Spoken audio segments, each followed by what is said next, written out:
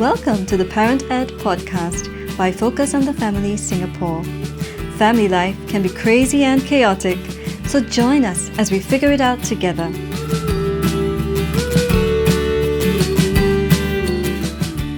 Hello and welcome to the Parent Ed podcast. My name is Delia and I am your host for this episode.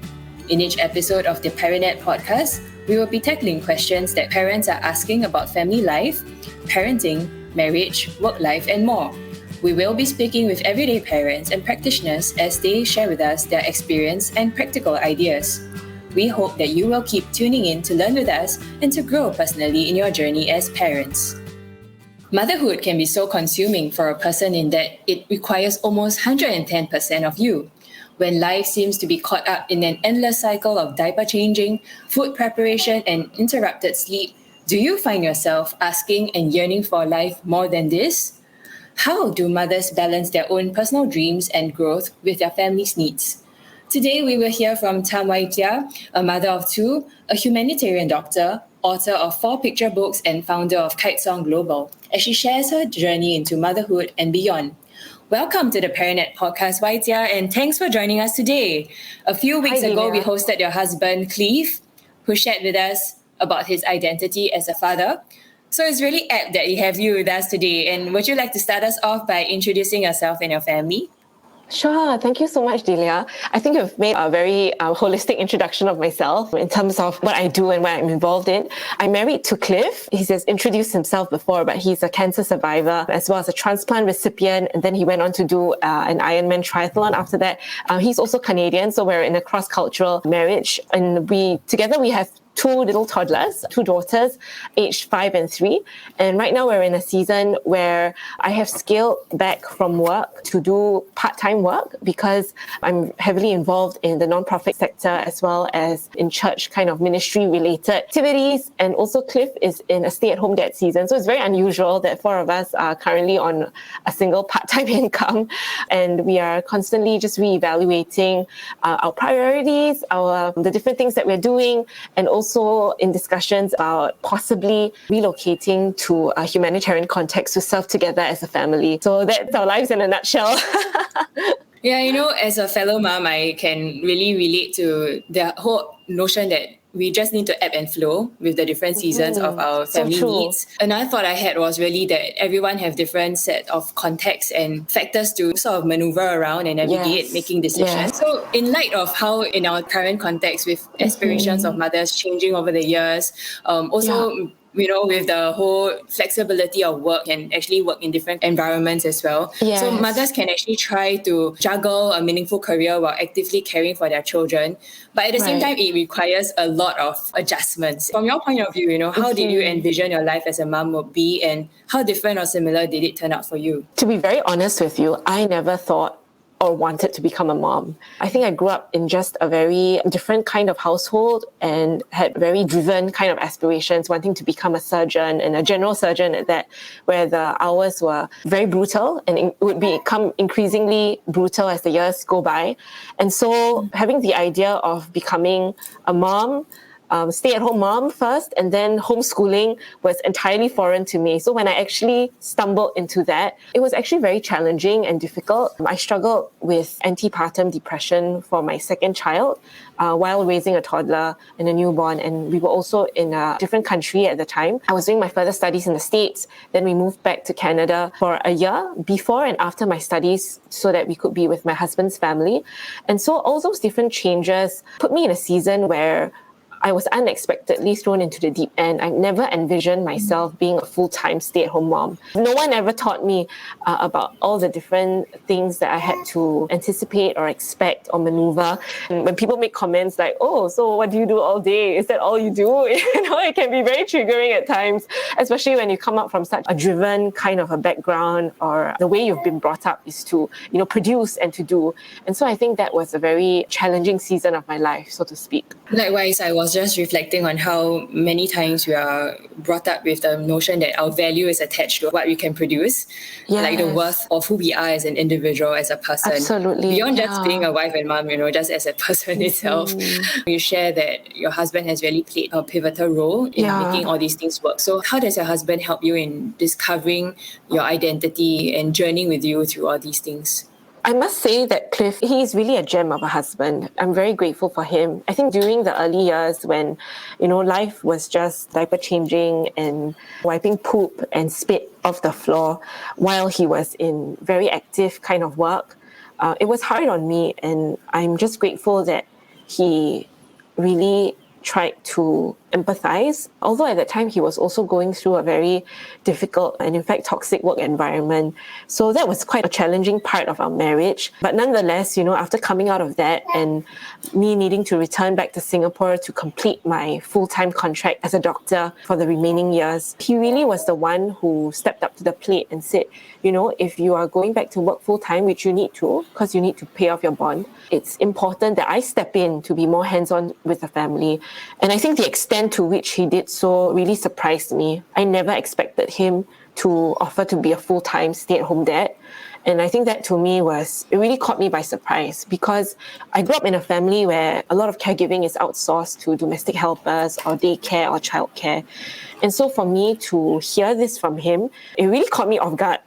And actually for a while I was like, is this for real? Like, how do we do this? I don't know how to do this, It was just very new for us. So for that, I'm grateful for him, trying this out. It's not like he knew what a stay-at-home dad would entail. I think it's also recognizing that your family is so unique, right? I guess maybe Cliff is brought up in a culture where it's common to raise the children within the home. And I think we're also recognizing that different families would make different decisions through their different seasons. And Absolutely. whether it's being a stay-home mom, having a decision to have a stay-home dad, or even choosing to forego certain dreams and careers so that we can be at home for a season, does not make us less of a woman or as a person, but it's in recognizing that we make certain decisions based on our values and also the needs of our children and also our household. I can't fathom how many changes you all went through in such a short span of time. Hearing you share so vulnerably about the challenges you faced.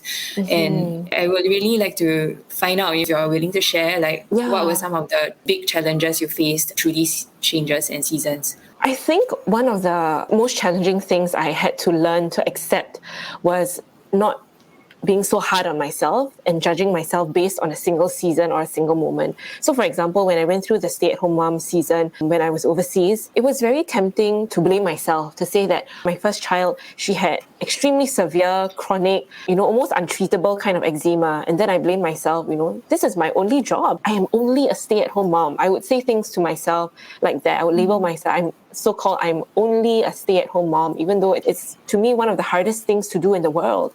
And because my first one had so-called this untreatable eczema that was so bad and severe, I blamed myself. I said that that's my fault and I can't even do this simple job right. And that was one of the challenges that I faced in terms of judging myself based on a single moment or a single season. And so looking back right now, when I went into the full-time mom season, working and trying to juggle work and still trying to co-homeschool with Cliff as a stay-at-home dad, I was trying to figure out how do I make this actually work? Because on one hand, I feel judged by other people that how come my husband is more present at home than me? And on the other hand, at work, sometimes I would face comments like, oh, so you're married to a house husband? Really? Seriously? Is that a real job? And facing these kinds of comments, I think, were very scathing for me. I had no idea what I was going into. And because it was so new for us, there was a lot of processing that we had to do. So looking back right now, I think one of the greatest things I value and I cherish is being given the opportunity to say, hey, you know what? It's okay to go through these seasons. Like what you said really struck me, the ebbs and flows of life. It's important to understand that we cannot judge ourselves based on a single season or a single moment, but rather it's really accepting ourselves for who we are and what we're going through for that season. one thing that I get a lot from women from my social media, or, when people write to me on email, is they say like, how do you do it all? And I really want to debunk this myth, because no one can really do it all. And if you look at my life, like there were years where I was totally not speaking, not preaching at church, not out there in any way, not featured in any interviews, just being a stay-at-home mom. And then for another season, I was constantly getting speaking invites and going on this adrenaline high of being very visible in the public sphere. And if you put those two together, you might think that, oh, how can it be the same person? But I think what it taught me was that we all go through seasons, and it's really, really important to embrace ourselves, our weaknesses, our strengths, our brokenness in every season, because if not, we become very hard on ourselves. And I think as women, we are all very hard on ourselves, right?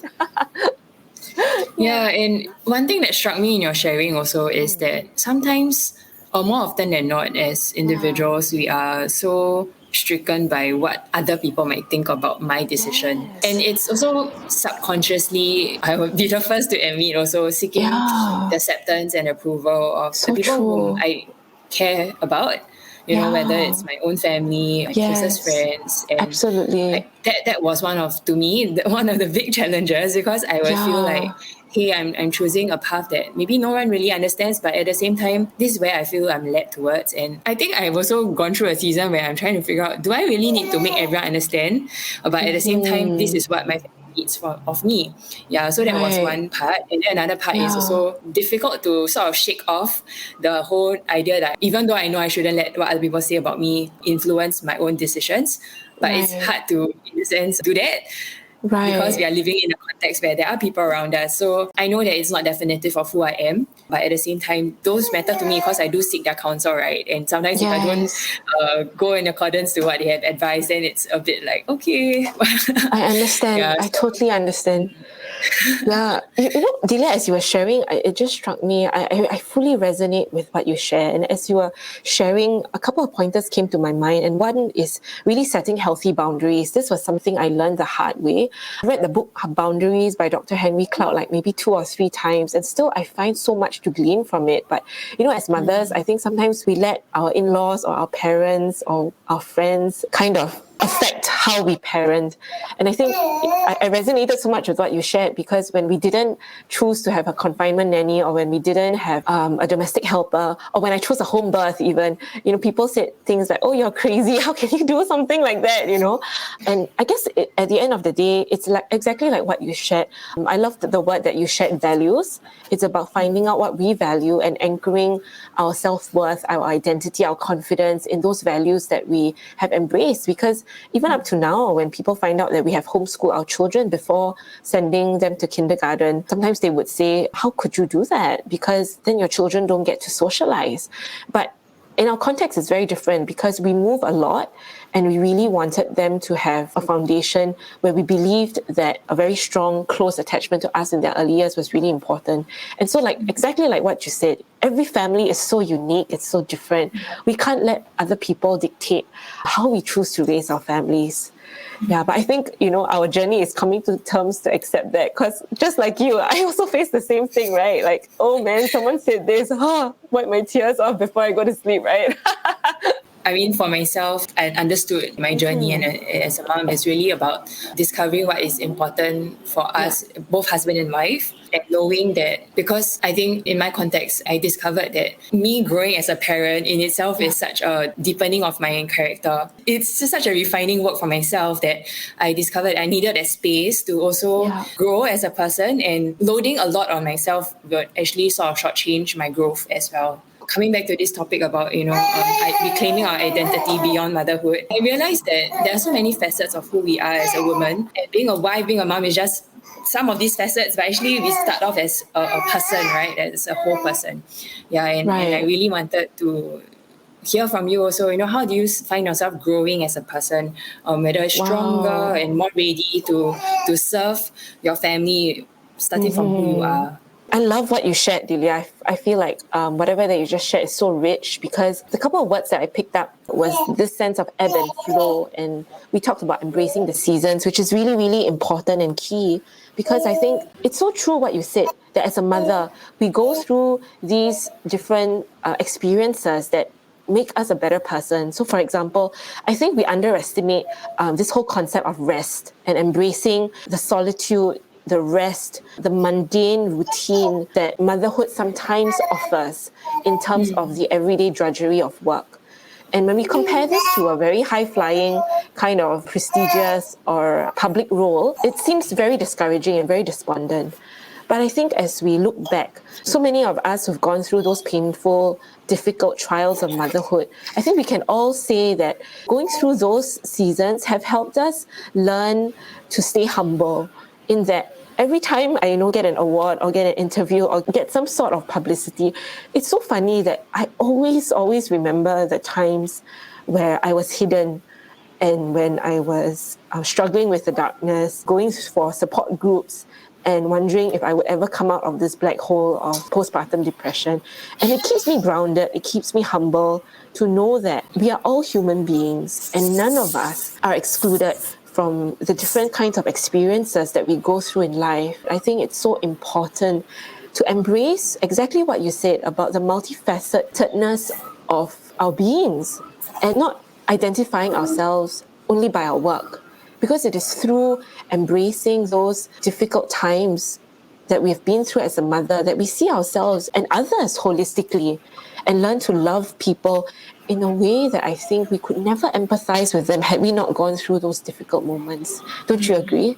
Yeah, so much. And I think one of the things I've also picked up from your sharing is being patient with growth.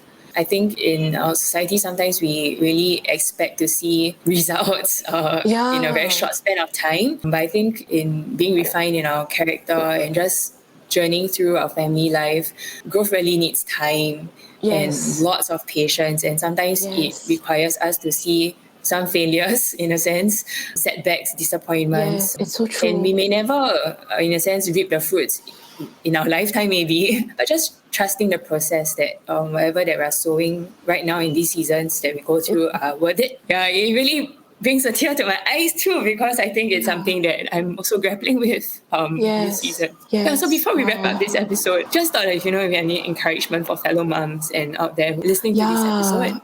I think as you were sharing, my heart really resonates and empathizes because I think motherhood is a season of surrendering and dying to self.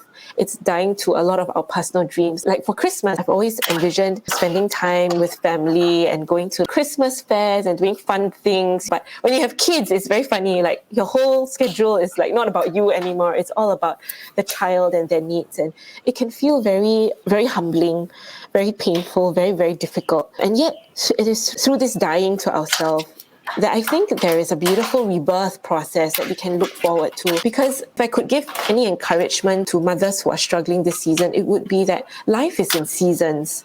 And, when I was going through depression overseas, it was during winter. And it was very depressing because it was grey and dreary all the time, every day.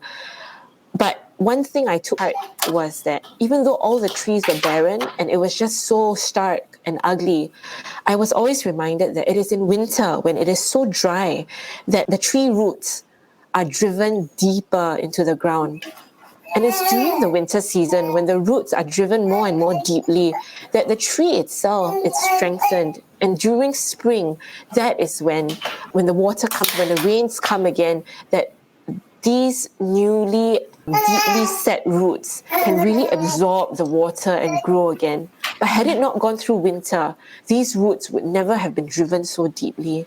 And so I want to encourage all the mothers out there who are going through difficult seasons that if you're going through a winter season, know this, that your roots are just being developed more deeply. And even though there are no fruits, no leaves, no flowers whatsoever to show for on the surface, know that this is a season of surrendering, of consecration, of crucifying yourself, driving your roots more deeply, knowing that spring will eventually come again.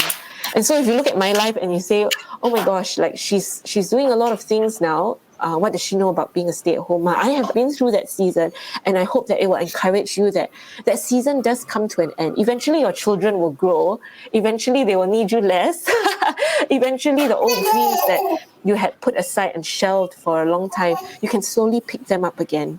And I think that was what happened for me. Like in my first year, I shared with my husband, I said, I'm very sad that this book that I've been trying to write for like 5 or 6 or 7 years, I like practically will not be able to touch it anymore because we have a newborn and then we have another newborn. And I'm like, when is this going to end, right? But I realized that when my children eventually went to kindergarten, it was funny, it was unexpected that there were opportunities, pockets of time for me to start writing again. My husband, even he himself was the one who gave me the kick in the back and said, there's COVID now, you better go back to the front lines. I don't know what it means for me, but you better go, and how that opened opportunities for deployment overseas, which again was his encouragement. And so when I look back, I realized that those days felt really, really long in winter when I had to, only surround my life between breastfeeding and changing diapers. But as they say, the days are long, but the years are really short. And eventually our lives do pick up again. And now that my child is 5 and 3, I just finished the first draft of my manuscript of my first adult Christian book. And so it gives me a reminder that our seasons are for a reason. And the book was delayed and is now so much richer in depth, really precisely because of that winter, dark season that I've been through. And so to mothers, I just really want to encourage you that none of those days that you've spent in hidden drudgery are ever wasted. They grow and they sow something that's invisible, that's inside your spirit. But eventually, when those roots come to the surface and draw the water and the nutrients from the ground, it births into leaves and flowers and fruits that shelter not only your children, but a community to come. I hope this encourages mothers to know that you are trees in your community that give life and shelter to all around you, but it's about the season. As long as you embrace your season, you'll be encouraged that you are loved and you are cherished, and the value of a tree never decreases because nobody is going to scold a tree for not bearing fruit in winter, Nobody's going to do that. Indeed. Spring will come. We will see brighter days and greener leaves.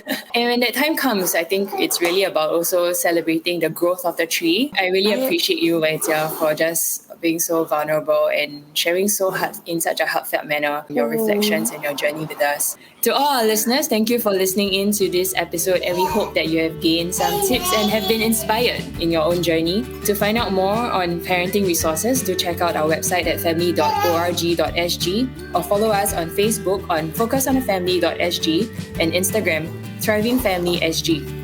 We hope you can share this podcast with a friend or parents who may benefit from this episode as well. Be sure to catch us on our next Parentnet podcast. Until next time, have a great week with your family.